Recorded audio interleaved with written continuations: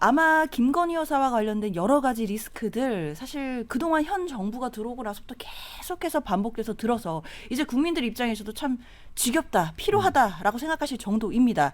그러면 적어도 검찰이 소환 조사를 했다라고 한다면 이런 논란들이 어느 정도 매듭지어지는 거를 저는 집권 여당에 계시는 관계자분들은 정말 원하셨을 것 같아요. 그런데 이게 매듭된 겁니까? 저는 이제부터 시작이라고 봐야 될 것 같아요.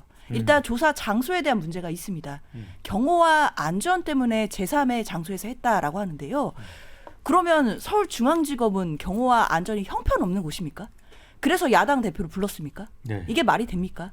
사실 이 부분에 동의하실 국민들이 얼마나 되실지 저는 이해가 되지 않고요. 그리고 앵커님도 지적해 주셨지만 이 부분, 물론 김건희 여사가 현직 영부인으로서 포토라인에 서는 게 부담스러울 수 있다라는 부분은 이해를 합니다. 그러면 지금 현재 수사 규칙상 그 수사를 받는 피의자가 원하지 않을 때는 비공개로 소환될 수 있어요. 그럼 얼마든지 협의를 거쳐서 뭐 지하 주차장으로 들어온다든가 해서 소위 포토라인에 서지 않을 방법이 있었거든요.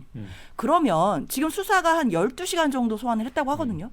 이렇게 12시간 정도를 조사를 받을 거였다면 그냥 장소를 검찰청으로 했더라면 오히려 논란의 여지가 조금은 줄어들었겠죠. 그런데 조사 장소도 방식도 계속해서 문제가 계속되면 야당 입장에서 벌써 특혜 시비가 나오는 것이고 이렇기 때문에 특검 필요하다라는 얘기 당연히 나올 수밖에 없고요. 그리고 그 과정에 총장이 패싱되었다. 그리고 오늘 이원석 총장이 국민들께 사과를 했거든요.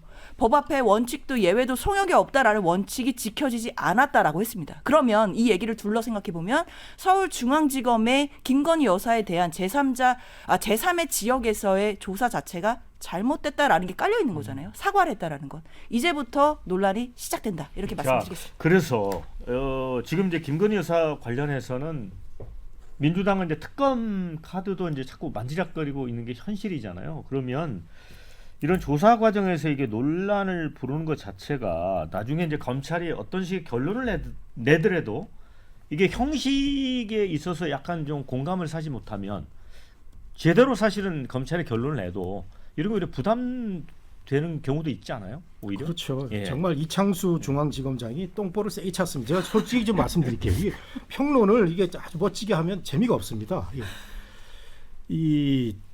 저는 이창수 중앙지검장이 그러면 본인의 그 권한 내에서 이렇게 김건희 여사를 그 외청에서 조사를 했을까라는 용산과 이게 결국 교감이고 용산과 얘기거든요.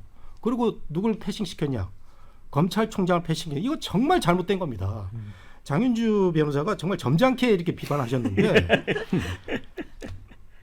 지금 검찰총장을 패싱해서 국민들한테 어떻게 이 정부가 다가가겠습니까? 이거 말도 안 되는 얘기고요. 그 다음에 그 중앙지검장이 문재인 정부 때 이게 잘못 운영되는 거 우리가 봐왔지 않습니까? 이전에 대검의 중앙수사부장이 하도 오버한다고 그래가지고 이거 그러지 말고 지검에 중앙을 붙여가지고 여기다가 이제 그 권한을 내려줘서 좀 그 검찰에 무소불위의 권력을 해체하자 그러는데 이걸 그 위정자들이 말이죠. 이걸 활용을 하는 거다. 악용을 하는 거예요.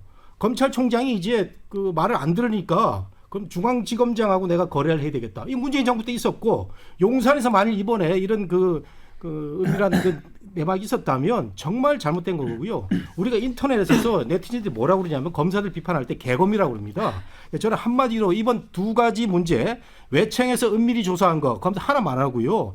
그다음에 검찰총장 패싱한 거 이거 한동훈과 이원석을 패싱하면은 용산은 누구를 또 이제 이창수를 이제 옆에 두는 겁니까? 이 개검이라고 왜 말 들어도 싼 거죠.